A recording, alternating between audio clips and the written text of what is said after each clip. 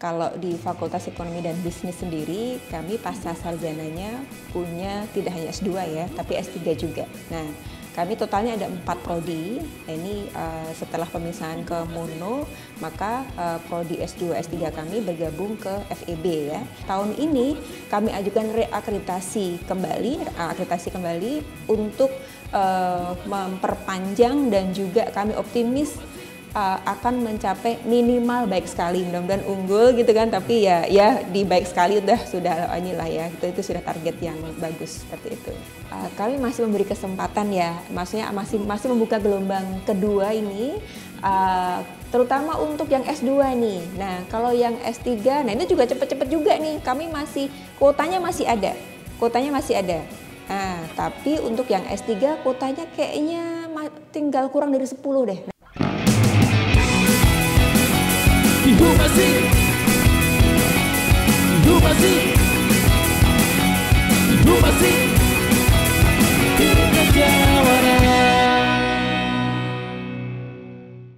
Assalamualaikum warahmatullahi wabarakatuh. Shalom, Om Swastiastu, Namo Buddhaya, salam kebajikan dan salam sejahtera untuk kita semua. Halo Sobat Jawara, kembali lagi di Humasin, podcast resmi yang membahas informasi seputar Untirta. Bersama saya Dowi, dan pada episode kali ini kita akan membahas mengenai informasi apa saja atau hal-hal unik tentang program Pasca Sarjana atau S2 Fakultas Ekonomi dan Bisnis Universitas Sultan Ageng Tirtayasa. Tentu saya tidak sendiri teman-teman. Nah, pada episode kali ini kita kedatangan narasumber hebat. Beliau adalah Wakil Dekan 1 Fakultas Ekonomi Bisnis Untirta, yakni Ibu Tri Lestari PhD AKME. Nah, kita sambut saja Ibu Tri. Halo Ibu. Halo Mas Gowin. Apa kabar Ibu? Alhamdulillah sehat. Nah, terima kasih banyak sudah berkenan hadir pada podcast kali ini. Nah, untuk mengawali podcast ini mungkin bisa dijelaskan Ibu mengenai profil atau hal-hal mengenai pasca sarjana atau program S2 di Fakultas Ekonomi Bisnis itu, Bu, mulai dari prodi atau yang lainnya. Oke, baik. Terima kasih Mas Gowin. Sebelumnya, kalau di Fakultas Ekonomi dan Bisnis sendiri, kami pasca sarjananya punya tidak hanya S2 ya, tapi S3 juga. Nah, kami totalnya ada 4 prodi. Nah, ini setelah pemisahan ke Mono, maka prodi S2, S3 kami bergabung ke FEB ya. Nah, kami punya 3 prodi S2, yaitu Maksi, Magister Akuntansi, kemudian Magister Manajemen, dan Magister Ekonomi yang paling muda.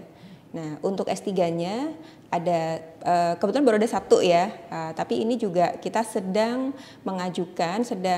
membuat proposal untuk mengajukan program doktor ilmu manajemen. Nah, yang sudah berjalan sekarang, tahun ini sudah angkatan kelima adalah program doktor ilmu akuntansi.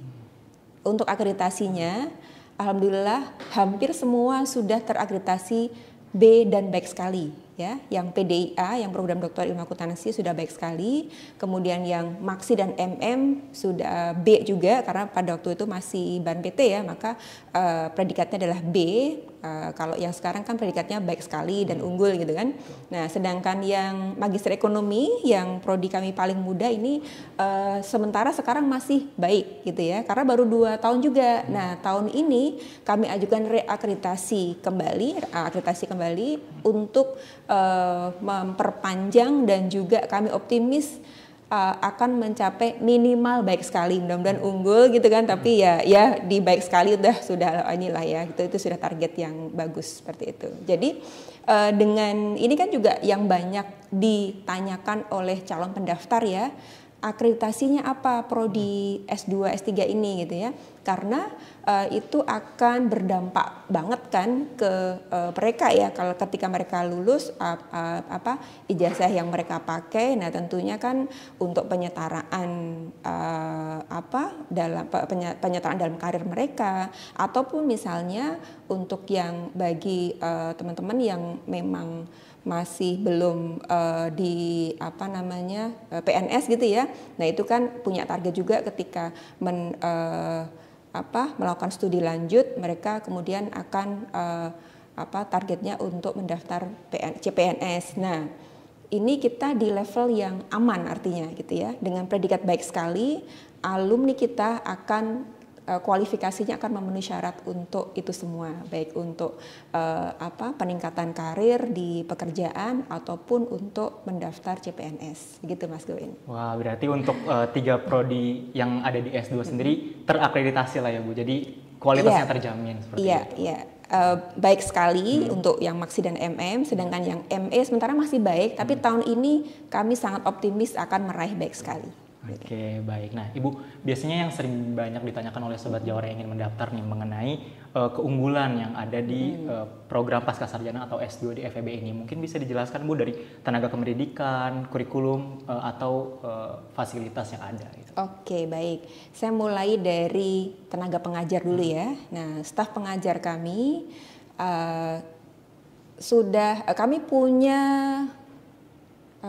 untuk yang 7 guru besar, 7 guru besar, kemudian staf pengajar yang lainnya sudah doktor semua, gitu ya, sudah S3 semua, dan itu semua lulusan dari minimal dari program doktor dari kampus besar, dan kami juga punya beberapa lulusan dari luar negeri. Seperti bisa saya sebut, kami punya doktor lulusan dari Leicester, Inggris, kemudian beberapa, kalau nggak salah 3 ya, lulusan dari Jepang, termasuk salah satunya saya, kemudian dari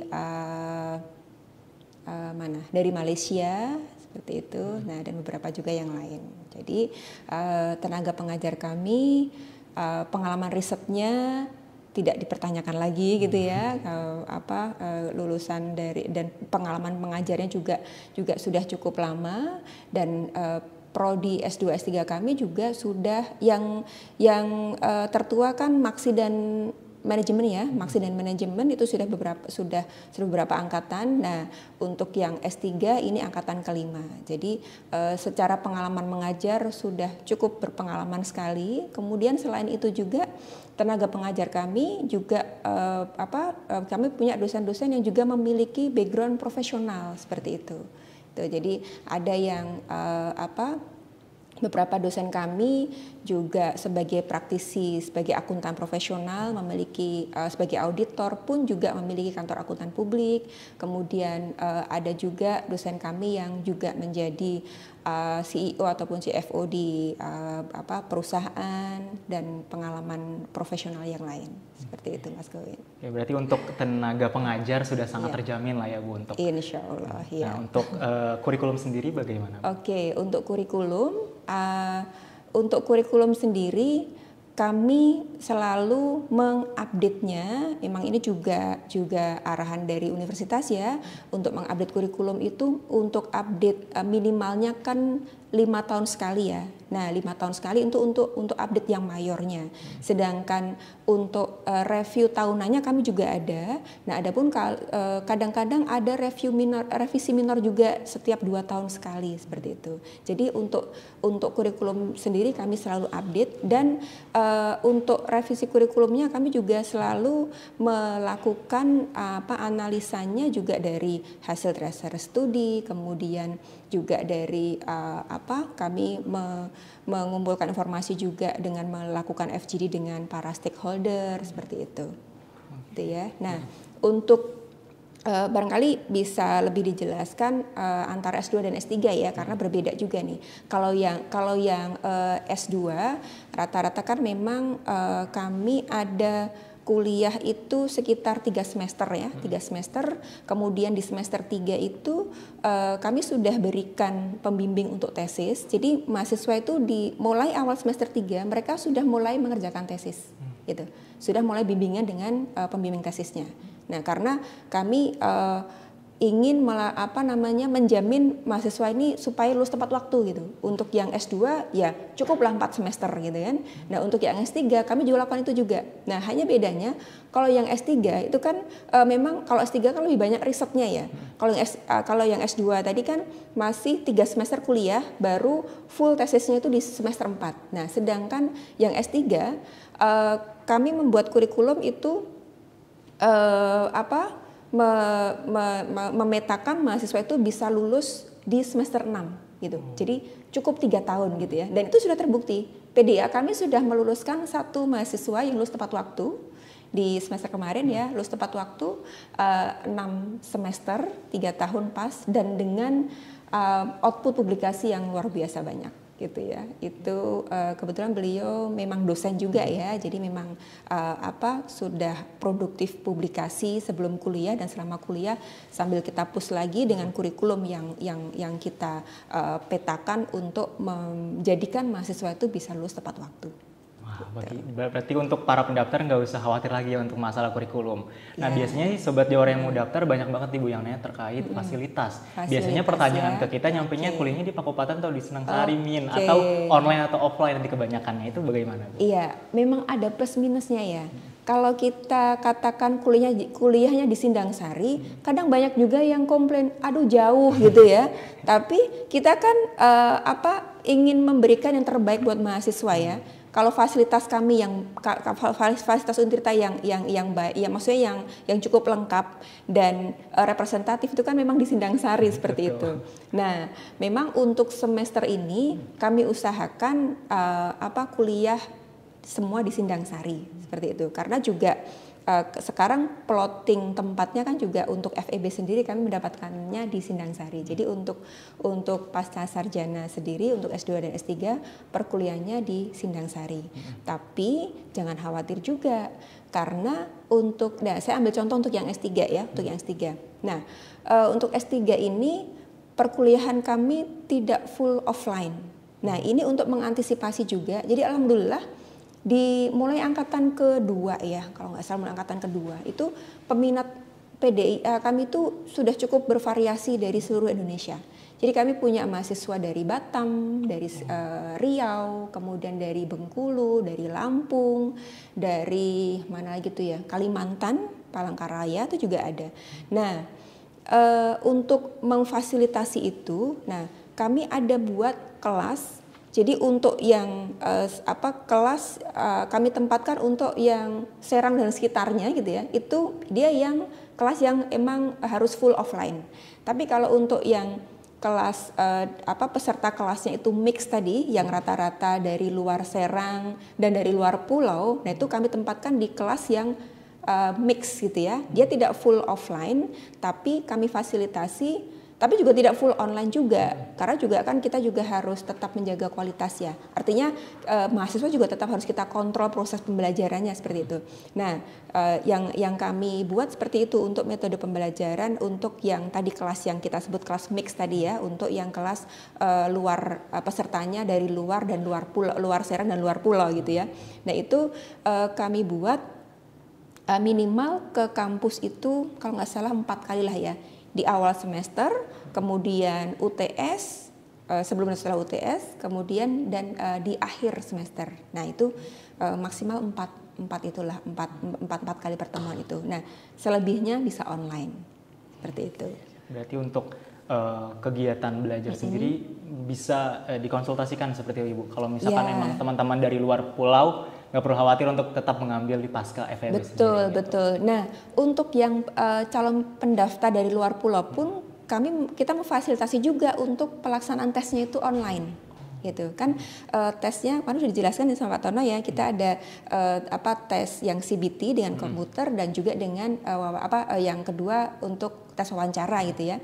Nah, itu bisa difasilitasi online. Untuk CBT-nya bisa peserta tetap di tempatnya gitu kan, dengan kita berikan link dengan aplikasi tertentu itu. Kemudian untuk wawancaranya bisa via Zoom. Nah, itu sudah kita dilakukan beberapa kali. Nah, itu untuk menjangkau mahasiswa-mahasiswa dari luar pulau. Sebenarnya untuk S2 pun kami juga membuka kesempatan untuk itu gitu ya. Namun untuk membuka kelas kan juga ada prasyarat minimal kuotanya ya gitu kan. Nah, jadi kalau misalnya nih yang S2 Maksi MM ataupun ME misalkan satu kelas dengan minimal kuota itu ada banyak dari luar Serang ataupun luar pulau tadi, kita juga bisa membuat dengan metode pembelajaran mix seperti itu tadi. Nah, cuman memang sampai saat ini belum ya, karena memang rata-rata masih terjangkau lah gitu, maksudnya paling jauh Jakarta gitu kan masih kita, dan itu juga tidak bisa memenuhi kuota untuk kita buatkan kelas tersendiri gitu. Jadi ya sementara masih kalau yang S2 kita belum melakukan seperti yang S3 tadi. Tapi ya tadi memungkinkan juga gitu kalau kuotanya memenuhi untuk dibuka kelas dengan metode seperti itu. Menarik sekali ya Bu. Nah, kemudian yang sering ditanyakan juga nih Bu oleh Sobat Jawara semua yang mau mendaftar, biasanya terkait prospek atau capaian alumni Bu. Karena kan dilihat dari program Pascasarjana FEB ini, kira-kira ada untuk capaian-capaian alumninya apakah sesuai dengan karir atau bidang yang mereka tekuni selama berkuliah? Oke, baik. Nah, untuk saya jelaskannya kembali terpisah ya S2 dan S3 ya. Nah, kalau yang S2 tadi saya sudah sempat cerita sebagian besar memang mereka yang sudah bekerja gitu ya. Ada juga yang beberapa yang fresh graduate. Nah, kalau yang fresh graduate ini ya saya bisa sebut sekitar 20-30% lah ya gitu. Nah, yang kami amati dari alumni-alumni kami, kebetulan kalau yang ME belum punya alumni ya Mas ya. Baru mau 3 angkatan ini, jadi belum punya alumni. Nah, jadi saya bisa cerita yang alumni Maksi dan MM ya, yang Magister Manajemen. Nah, yang kami amati alumni kami, mereka rata-rata ketika memang pada saat wawancara di awal memang kami tangkap sebagian besar motivasi untuk kuliah itu mereka ingin mengajar gitu. Meskipun saat ini mereka sudah bekerja di perusahaan swasta ya gitu kan, di perusahaan swasta. Nah, mereka ingin, karena passion saya tuh ini Bu, pengen ngajar, jadi saya ingin sambil gitu. Pagi sampai sore saya bekerja di kantor, kemudian nanti saya bisa ambil kelas malam di kampus. Ya kita tahu kalau kampus tetangga kan memang ada banyak yang membuka kelas weekend ataupun kelas malam gitu ya. Nah itu target mereka ke situ gitu. Mereka ingin, karena kan memang kalau untuk dosen kan minimal S2 ya. Nah jadi mereka ambil S2 supaya nanti bisa sambil mengajar gitu, untuk menyalurkan tadi passion mereka untuk mengajar. Nah tapi banyak juga yang tadi karena yaitu salah satu motivasi ya. Nah, tapi banyak juga mahasiswa kami yang motivasi untuk kuliahnya itu memang untuk peningkatan karir mereka gitu ya. Terutama ini untuk yang PNS, kemudian kalau di akuntansi itu mereka yang bekerja di KPP, pajak seperti itu ya. Nah, itu untuk meningkatkan golongan ataupun untuk meningkatkan secara umum jenjang karir mereka. Nah, ketika mereka studi lanjutkan itu akan menunjang seperti itu. Nah, tadi yang baik fresh graduate ataupun yang tadi ya sebenarnya mereka sudah bekerja tapi kemudian mereka kuliah lagi. Nah, itu saya banyak amati juga, mereka banyak tangkap kemudian bisa masuk menjadi CPNS itu. Nah, kalau yang untuk S3, tadi untuk S2 ya, dan untuk S3 rata-rata memang dosen ya, karena kalau dosen kan dituntut sampai doktor gitu kan. Nah, ini pasar kita memang rata-rata dosen. Tapi ada juga yang bukan dosen, dia praktisi ataupun profesional di perusahaan, mereka ambil S3. Ada juga tuh, di setiap angkatan tuh ada sekitar 2-3 tuh ada gitu. Ya bisa jadi memang bisa jadi mereka memang ketika sudah punya gelar S3, mereka mungkin juga akan pengen ngajar juga supaya lebih percaya diri gitu ya, selain juga menularkan ilmu di dunia praktek, di profesionalisme mereka ke dunia akademik seperti itu. Jadi itu dibalikan lagi ke individunya masing-masing ya Bu. Karena ya, tergantung motivasinya dan target mereka ke depan gitu. Nah, betul Ibu. Jadi selanjutnya untuk masalah beasiswa nih Bu. Biasanya banyak banget teman-teman yang nanya apakah program S2 di FEB Untirta ini membuka beasiswa. Nah, saya juga dengar nih Bu, katanya kan bakal ada program fast track ya untuk lulusan S1 yang FEB di Untirta terus kemudian lanjut di S2 FEB Untirta juga. Nah, kira-kira apakah FEB Untirta membuka program seperti itu? Nah, untuk beasiswa saya bisa cerita pernah untuk Maksi itu ada kerjasama dengan Pemprov ya. Nah, jadi ada beasiswa dari BKD Pemprov Banten, memberikan beasiswa untuk pegawai Pemprov Banten. Nah, kemudian kita membuat kelas khusus untuk kelas tersebut gitu, di kelas reguler gitu.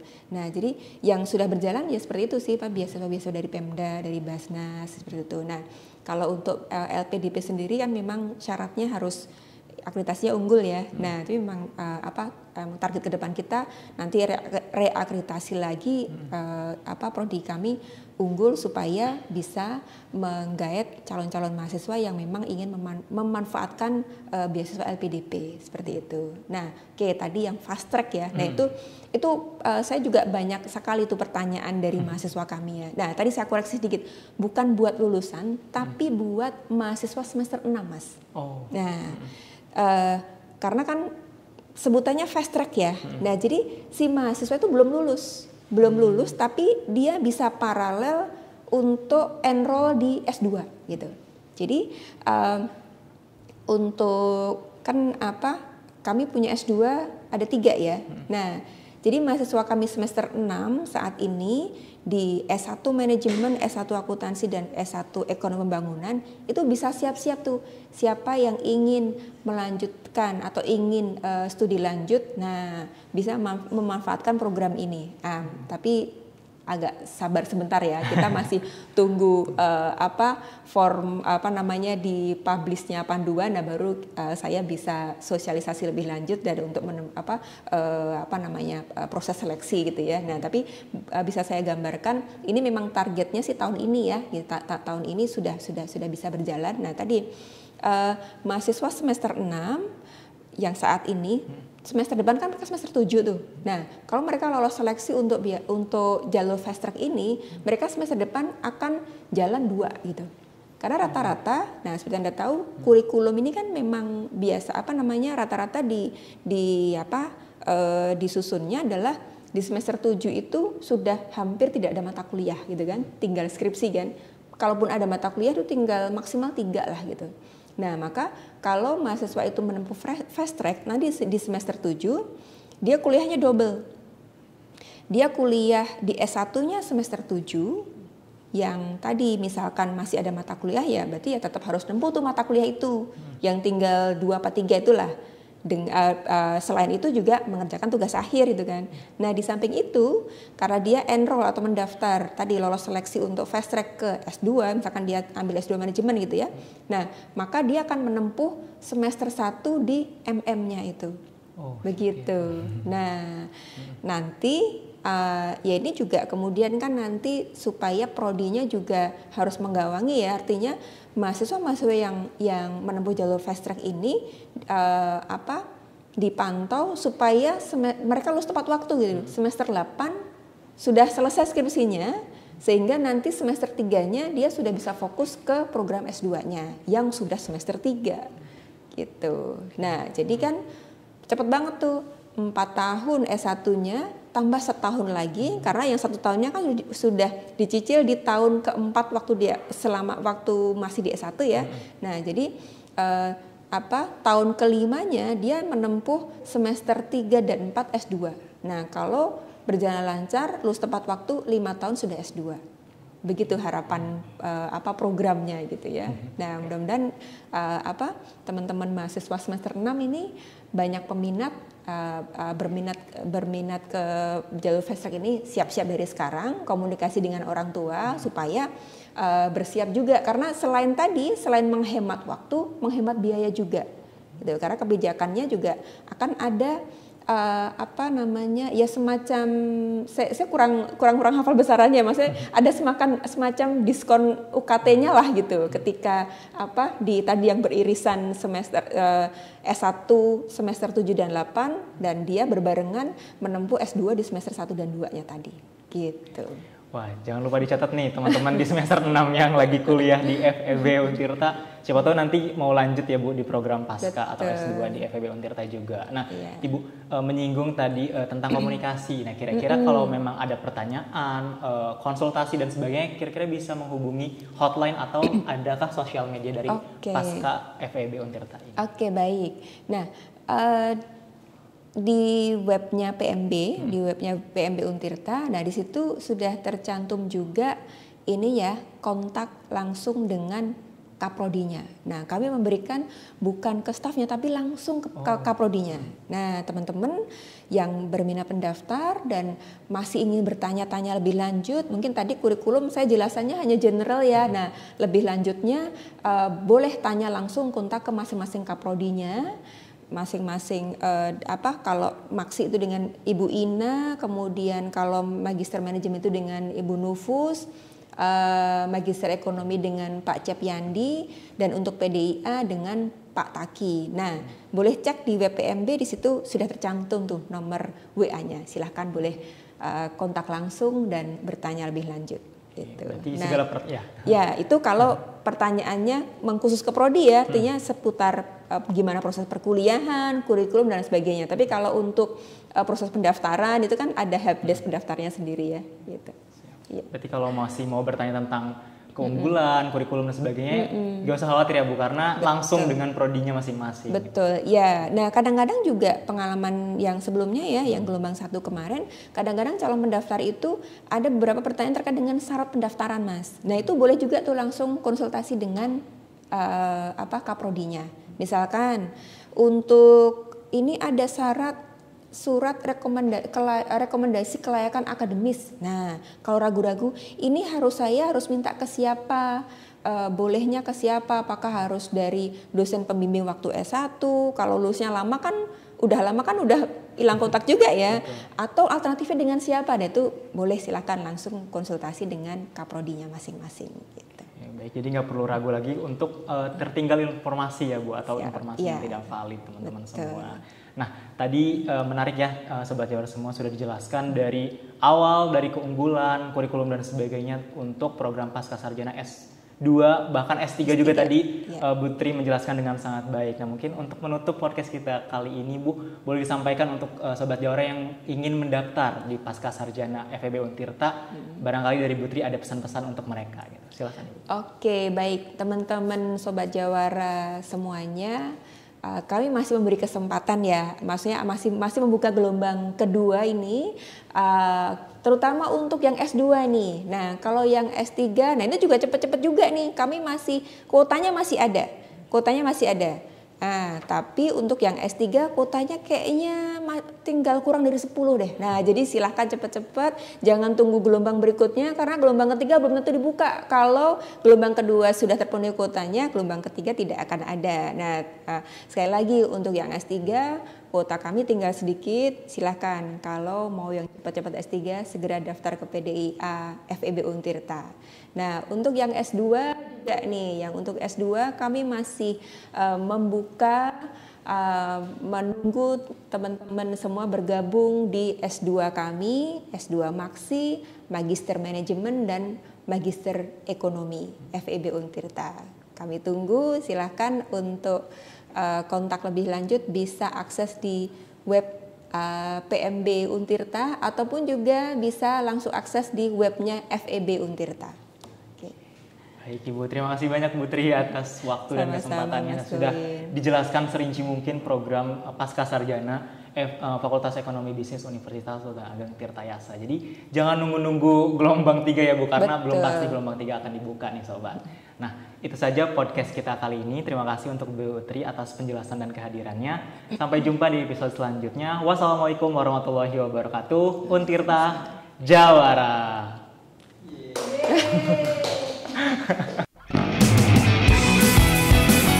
Ibu